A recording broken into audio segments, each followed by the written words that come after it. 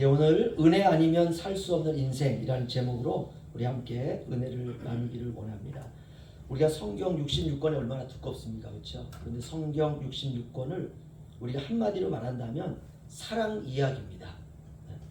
되게 예언서 같기도 하고 이거 되게 복잡하다. 또 하나님의 심판의 이야기도 있고 하지만 이걸 다 이렇게 우리가 자세히 보면 딱 한 가지를 얘기하고 있습니다. 하나님의 사랑 이야기. 그 어떤 사랑인가? 하나님의 사랑이 철철 흘러 넘치는 이야기예요.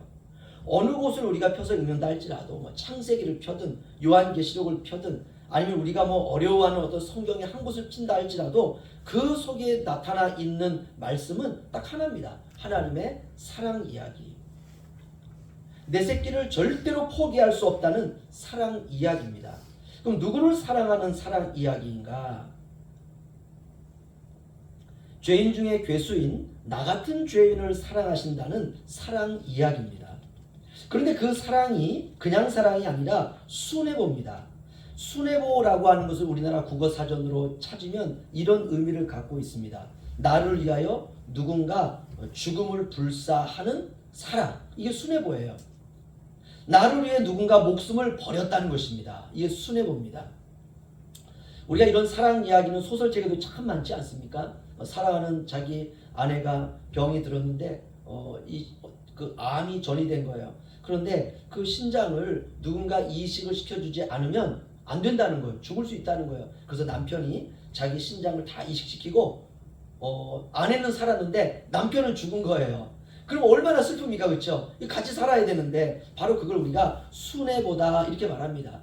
이 세상에서는 누군가 나를 위해 죽으면 나는 살지만 나 혼자밖에 존재할 수밖에 없습니다. 그래서 대부분의 소설이 약간 슬픈 소설로 이렇게 전개가 됩니다. 그런데 우리 주님은 우리를 위하여 십자가에서 죽으셨지만 다시 부활하셔서 저와 여러분을 부활시켜서 영원히 주님과 함께 살 계획인 것, 이것이 바로 주님의 순애보입니다. 그것이 십자가이고 바로 그 사랑 이야기입니다. 우리가 그 하나님의 사랑을 받았다는 것입니다. 그래서 오늘 말씀을 보면 하나님을 사랑하는 자 곧 그 뜻대로 부르심을 입은 자에게는 모든 것이 합력하여 선을 이룬다, 이렇게 말씀하고 있습니다. 한 사람의 모든 일생을 전부 합하면 하나의 답이 나오는데 선이라는 인생으로 답이 나온다는 것입니다. 그러니까 이런 말이 됩니다. 기쁨도 선이에요. 눈물도 선이에요. 아픔도 선입니다. 오해받는 것도 선입니다. 우리가 때로는 불행처럼 보이는 일들도 선이에요. 축복도 선이고 질병도 선입니다. 내가 몸이 아팠지만 이 몸이 아픈 것을 통해서 내가 주님을 만났어요. 선이에요, 선. 그러니까 하나님을 사랑하는 자, 곧 그 뜻대로 부르심을 입은 자에게는 모든 것이 기쁨이나 눈물이나 아픔이나 오해나 억울한 일들도 불행처럼 보이는 일들도 축복도 질병도 합력하여 하나님이 선으로 이끄시겠다는 것입니다. 이 선이라는 말은 영생이라는 말이고 구원이라는 말이고 생명이라는 말이고 축복이라는 말이고 천국이라는 말입니다. 다 똑같은 말입니다. 하나님을 사랑하는 자, 곧 그 뜻대로 부르심을 입은 자에게는 모든 일생의 일들이 합력하여 천국이 된다, 이 말씀입니다. 여러분 얼마나 놀랍습니까? 그러니까 억울해할 필요가 없어요. 괜히 낭망해서 인생을 불행하게 생각할 필요가 없습니다. 모든 것을 합력하여 선을 이루신다는데, 그렇죠? 인생의 모든 사건과 일들이 선을 이루기 위한 재료입니다. 할렐루야. 그래서 우리는 잘잘못을 따질 필요가 없습니다. 그렇잖아요. 잘한 것도 선이고 잘 못한 것도 선이고 하나님이 잘못한 일들을 통해서 우리를 선으로 이끌기 위해서 잘못한 일들을 허락하시는 것입니다. 그래서 우리가 괜히 그런 것들을 잘잘못을 따지거나 그럴 필요가 없다는 것입니다. 이렇게 우리의 인생의 모든 것은 다 어디를 향하여 가는 과정이냐? 선입니다. 선을 주시기 원하시는 것입니다. 얼마나 놀라운 은혜입니까? 하나님께서 택한 사람의 인생이 그러하다는 것입니다. 우리가 조각조각 놓고 보면 어리석어 보이고 문제가 있어 보이고 심각하게 보이지만 종합하면 선이에요. 종합하면 선이에요. 이것이 바로 하나님이 사랑하는 사람의 삶입니다. 그런 의미에서 저도 그렇고 여러분도 그렇고 용기를 내시기를 주의 이름으로 축원합니다. 소망을 가지시기를 주의 이름으로 축원합니다.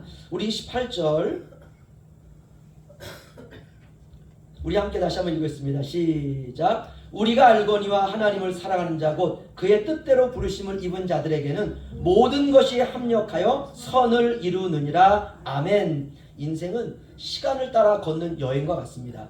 우리가 유아기를 지나서 소년기를 지납니다. 그리고 청년기를 지나고 그 다음에 장년기를 지나고 노년기를 지나서 우리가 그렇게 석양으로 지는 노을이 됩니다. 석양의 노을은 얼마나 아름답습니까?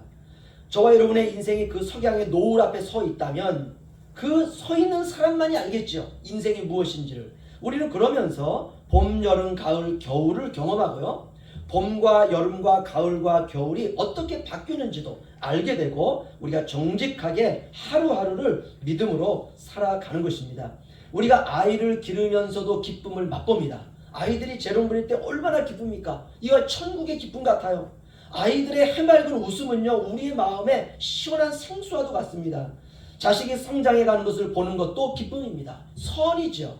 때로는 아이가 아파서 징징거리는 것도 선이에요. 우리가 아이가 재롱 부리는 건 좋지만 징징거릴 때 얼마나 힘듭니까? 그런데 두 가지 다 선입니다. 우리가 인생이 평온한 것만은 아닙니다. 35절 이하를 보면 사도 바울이 자신의 인생에 끼어드는 불청객을 나열하고 있습니다.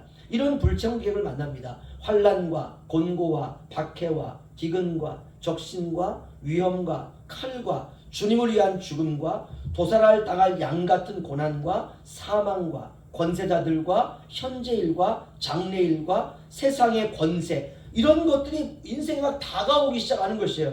그래서 질서 잡혔던 인생이 갑자기 무질서해지고 어제까지 문제가 없었던 인생이 복잡해지고 냉혹해지고 어제까지 따뜻했던 사람들이 차가워지고 낯설어집니다.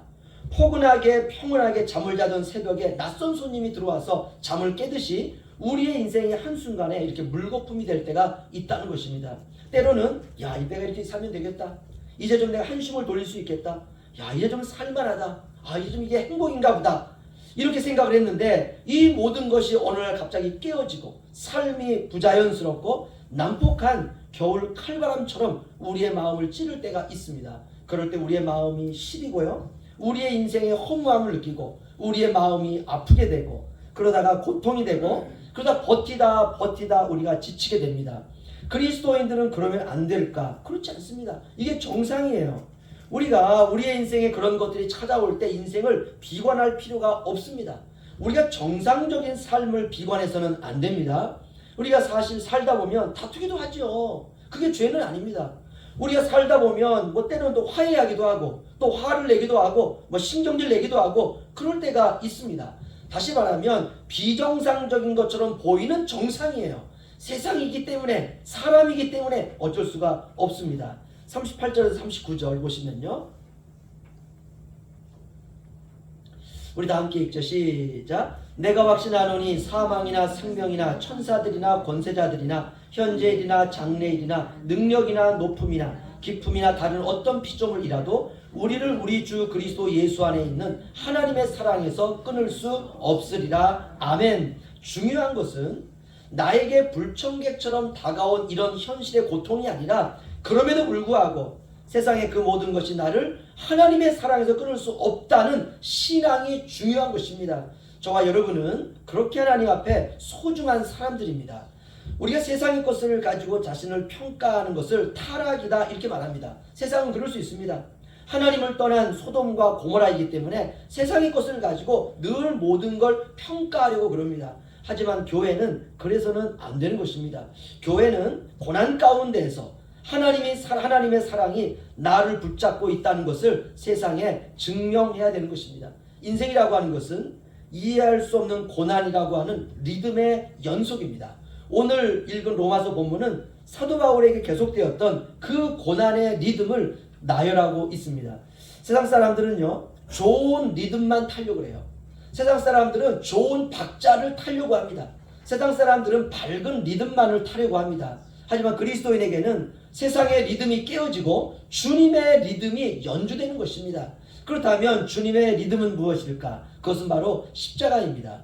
십자가와 같은 고난의 인생이 그리스도인의 삶입니다. 이 삶이 없는 것이 문제이지 세상의 기쁨이 사라지는 것은 그리 문제가 아니라는 것입니다. 세상의 기쁨이 더 이상 기쁨이 되지 않아야 주님의 기쁨이 우리의 인생의 진짜 기쁨이 된다는 것입니다. 저와 여러분에게 오직 예수님만이 인생의 기준이 되시기를 주님의 이름으로 축원합니다. 그렇지 않으면 세상 사람들과 똑같은 사람이 돼요. 하나님이 나를 만드셨다는 것은 하나님에게 우리의 인생에 시간표가 있다는 것입니다. 그분에게는 그분의 백성들을 이끄시는 시간표가 있습니다.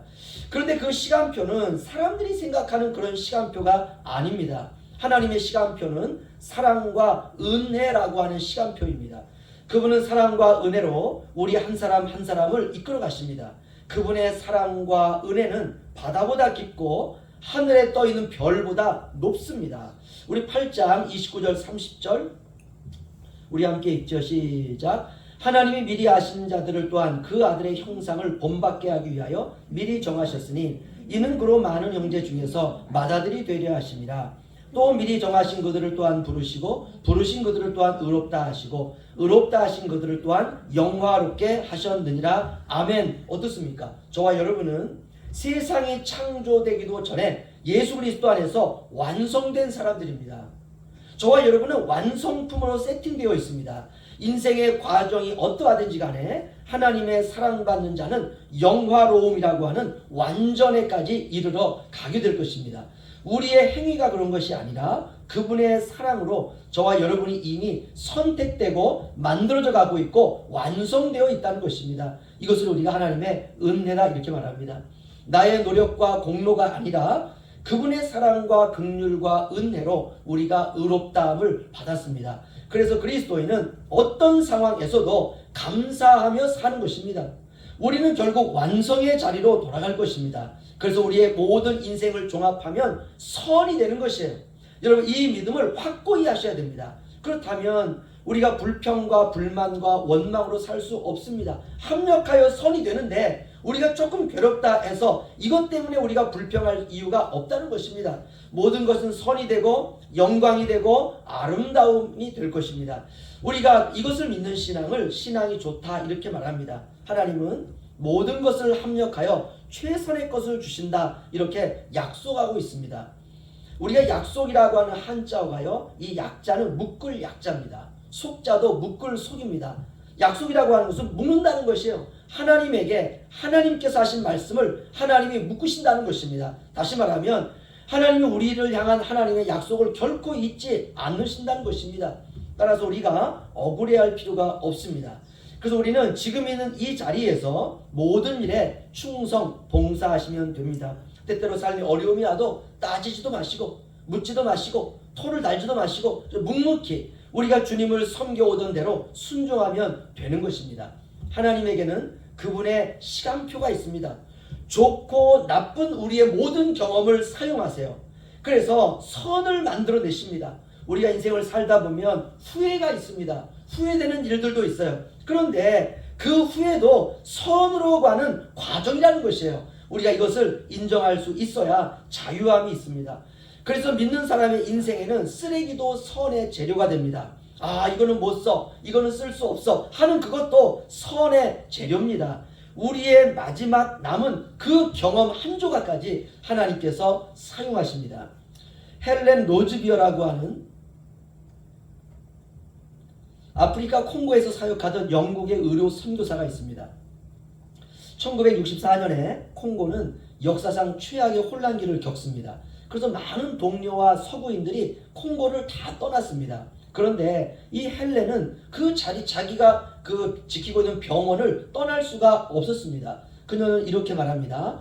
나를 위해 십자가에서 죽으신 주님을 위하여 나 역시 어떤 희생을 치르더라도 기꺼이 나의 이 자리를 지켜야 합니다. 누군가 그런 헬렌을 독살하려고 했지만 헬렌이 키우던 개가 헬렌의 그릇에 있던 음식을 먹는 바람에 실패로 끝났습니다. 이럼에도 불구하고 헬렌은 계속 콩고에 남아 있습니다. 여성 선교사들과 의료진들은 콩고 반군에게 성폭행을 당하지만 헬렌은 그럼에도 콩고를 떠나지 않습니다. 자신의 집에 있는 모든 물건이 다 약탈당했을 때에도 헬렌은 자신의 자리를 떠나지 않습니다. 헬렌에게 겁이 없던 것이 아닙니다. 헬렌은 이렇게 말하고 있습니다. 나는 거의 잠을 자지 못했습니다.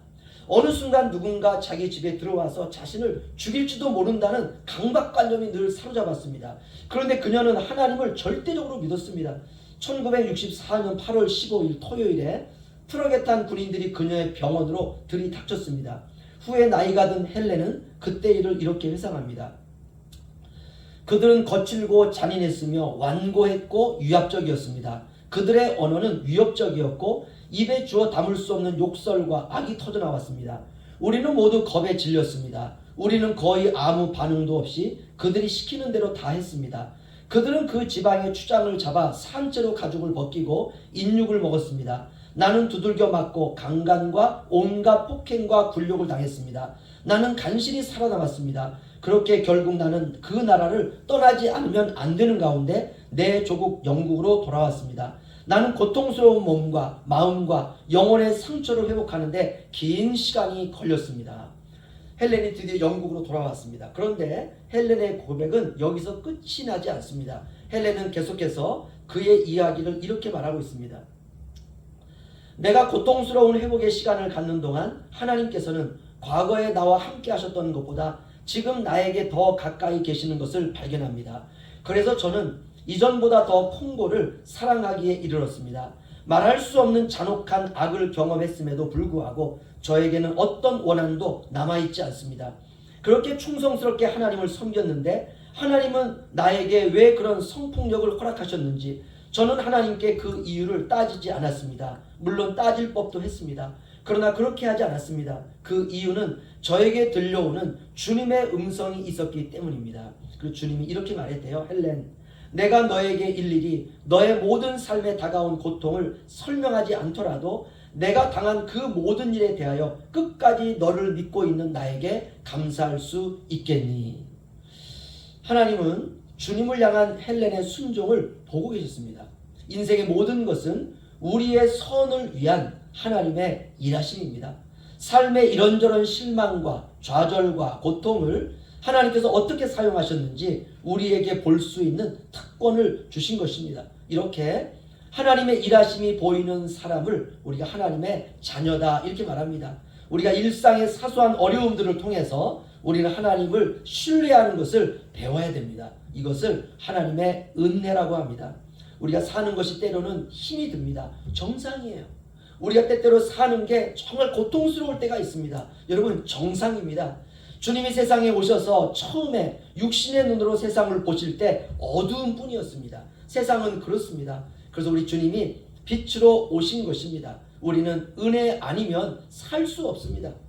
우리가 모두가 잘 살고 계시는 것이니까 우리 성도님들 끝까지 오직 주님의 은혜로 있는 자리에서 우리가 충성을 다하시기를 주님의 이름으로 축원합니다.